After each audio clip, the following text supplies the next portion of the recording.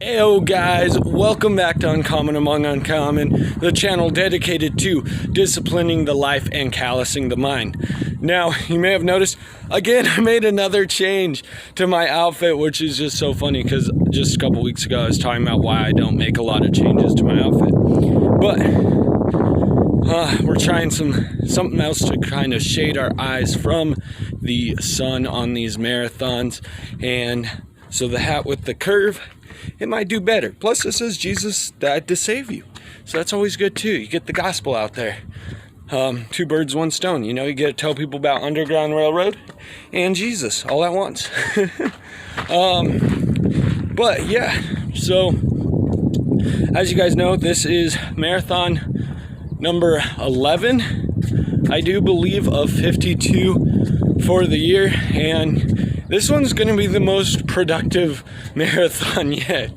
So I was just like looking at the course I planned out today, and I realized, hey, I stopped right by Red Rock Running Club Corporation on my run, and I'm past the library on my run.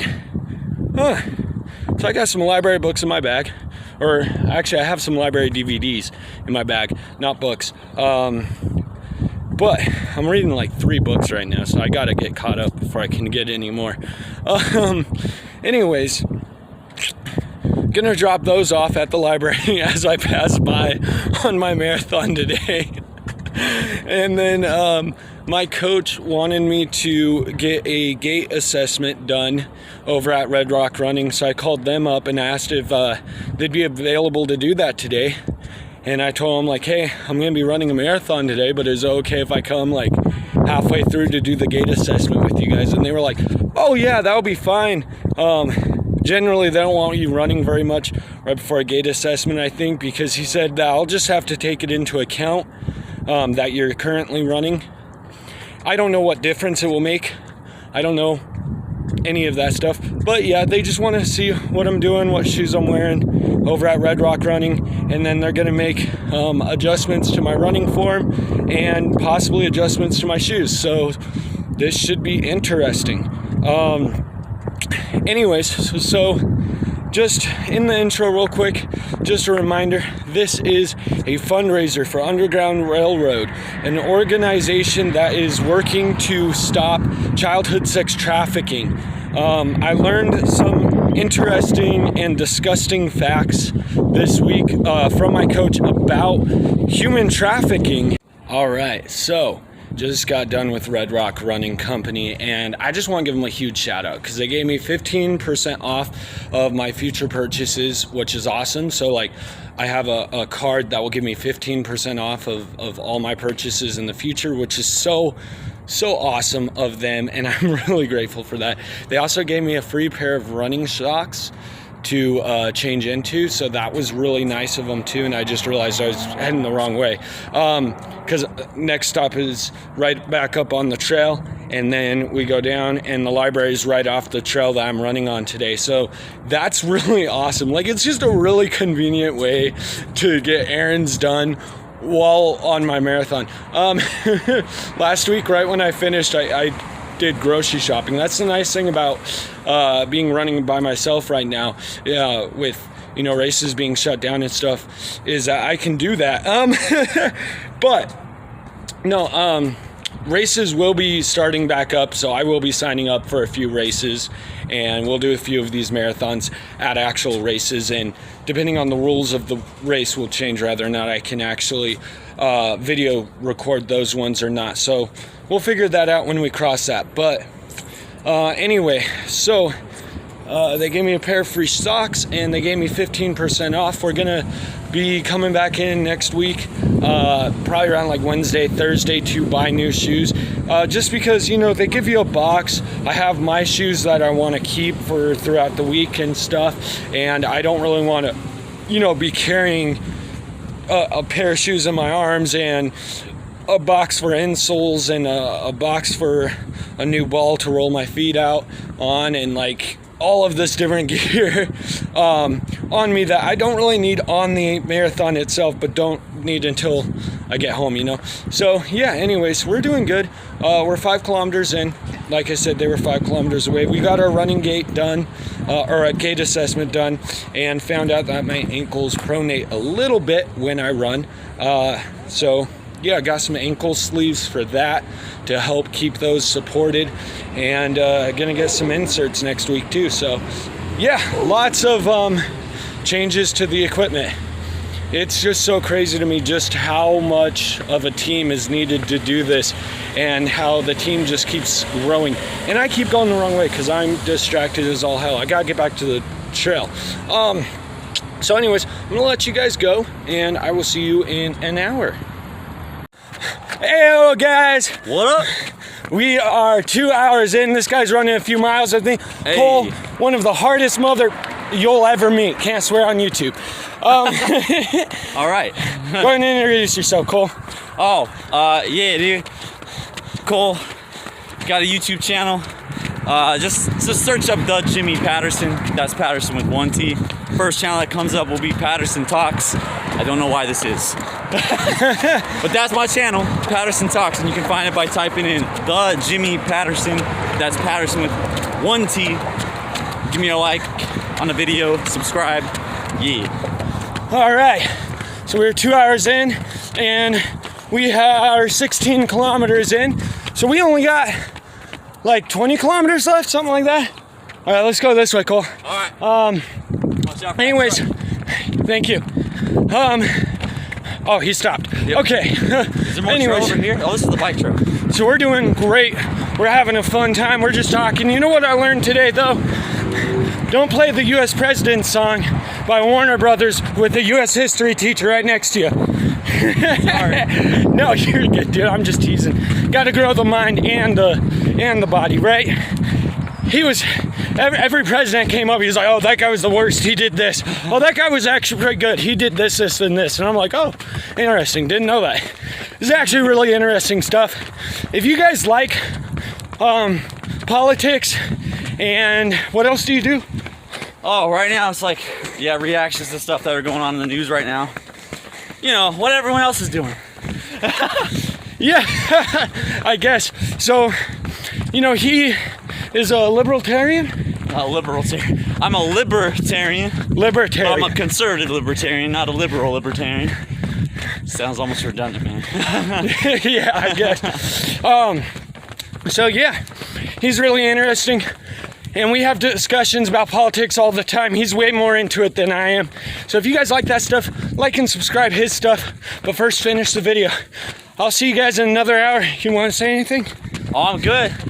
Join my right. channel. It's a following now. No. Yeah, what are you at? Like, you got more subscribers than I do. I'm at 20, bro. We got to get it up to 100. 100 by the summer. Let's go. Yo, and like and subscribe to my channel. I got 5. Him and I are very competitive, so I gotta catch up. 100 in the summer. That's what we need. 100 in the summer. That's your goal. Yeah. Well, it's like 100-degree summers out here, so we need 100 subscriber summers too. Dude, you know what? That's true. When I checked the temperature today, it said it was 89 out here. My thought was, it's only 89? Sweet. And then I get out here, I'm like, what do you mean it's 89? It feels like 110. Yeah. That's the Utah in me. So you know what though? I want to talk about that. Here's what you do in those moments when things are hard and things are getting difficult. You start praying to God, not for strength, but you ask him to make it harder on you. I started praying and I was like, God, I'm too hot. My muscles are overheating and I'm sweating like crazy. Make it hotter. Make my blood flow faster. Make this harder on myself, because you learn nothing when it's easy. You learn absolutely nothing when it's easy. You gotta break the soul of whatever is in front of you. Whatever is in front of you, you gotta break it, destroy it, and push through it, push past it. And because guess what? On the other side of suffering is greatness. So when you're suffering, on the other side, there's greatness. So keep pushing, keep striving. Love you guys. I'll see you in an hour. All right, I wanted to say something really quick. For one, the importance of remembering it's okay if we don't all agree. Because when I went in to talk with this guy, he was awesome, he was kind, he was polite, he was an amazing guy. Now, obviously, you guys know I'm a Christian, I've said it before, and I got this hat on today, big old Jesus across the top, no way the guy didn't see it. And, you know, he was wearing his pride stuff on him, his pride mask and pride necklace. Now, I'm not on here to gay bash or anything like that. Obviously, as a Christian, I don't agree with it. But here's the point that I'm trying to make. Most likely, you know, I don't know anything about the man other than that he's a running coach, and that most likely he is part of LGBTQ in some way, okay? So most likely him and I disagree on some stuff, and we knew that. We knew that when we saw each other. We know we disagree on some stuff. That's okay. It's not a problem that we disagree. We don't need to get up in each other's faces, start yelling and rioting and make a scene in the middle of there. You know, we can talk about our beliefs. We can be respectful and polite and kind about it. All right, guys. So I just think this is so funny because me and my friend Cole, and you can even ask him, we were talking about ultras and doing an ultra one day. And then right as we're talking about it, we turn the corner and there's an ultra race going on here, and they're actually racing. There's a lot of different people here, and so I can't talk to them because they are racing, and I wouldn't want to mess up their pace or get them disqualified. But ultra races, man, they're 100 plus miles. Actually, I think it's anything over a marathon. So anything over like 30 miles is an ultra race. This one's 100 miles. They have 30 hours to run it. At least that's what I was told by the committee, because I stopped and talked with them to make sure I was okay to still run here at Cornerstone Park like I normally do. And they said I was okay, just can't talk to the racers, which sucks because you guys know this channel is all about finding the uncommon people of the world and figuring out what makes them so uncommon, what is their mindset, what calluses their mind to do this stuff. And so I really want to talk with these guys and everything, and I can't, not yet at least, but they did say, one of the racers' wives said that after the race is over tonight at 8 o'clock, that her husband would probably talk to me, and that I could even probably get his Instagram and talk with him. So that'd be really cool. Maybe we can even interview him for a video. No, but I was also told that a lot of young people don't do ultra races because they give up. My response to that was, what does give up mean? I don't know those words anymore. Those words aren't in my vocabulary any longer. And that's what you have to do. Just a couple weeks ago, those were words that I knew and I was very, very familiar with. But you got to break the soul of whatever is in front of you. And for me, it's negative thoughts. So I got to break them. Those negative thoughts seep in, you got to break them. Right then and there. Don't let them fester. And if they're going to fester, then you got to use them somehow to your advantage. So, anyways, I do want to do an ultra one day. I got to call up my coach and see what it would take to do that. But I'll probably come back around 8:30, 9 o'clock. Well, I actually might still be here. And hopefully get to talk to one or two of these people once they're done running. Of course, I wouldn't want to, do anything to mess them up.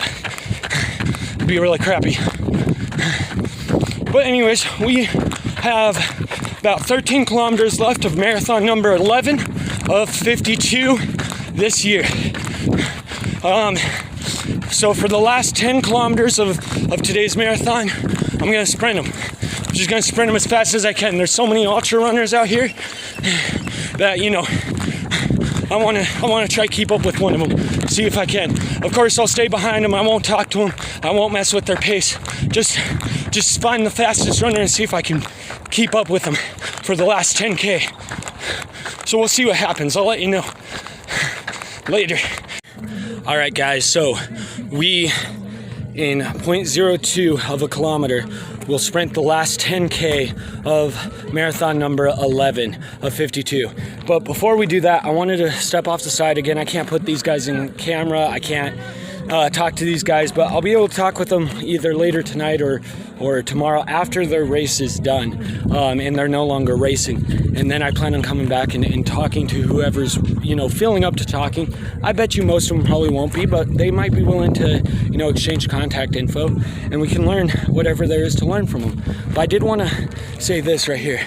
While I'm out here, dude, I want to talk about the freaking victim mindset that so many people have nowadays. And this is terrible mindset, because when you have a victim mindset, it makes you think you can't do anything, okay? There's a blind woman out here doing a 100-mile race. She is blind. There is a woman in a wheelchair, and they're doing 100-mile races. If a blind person can do a 100-mile race, then what victimhood do you have to say that you can't do things?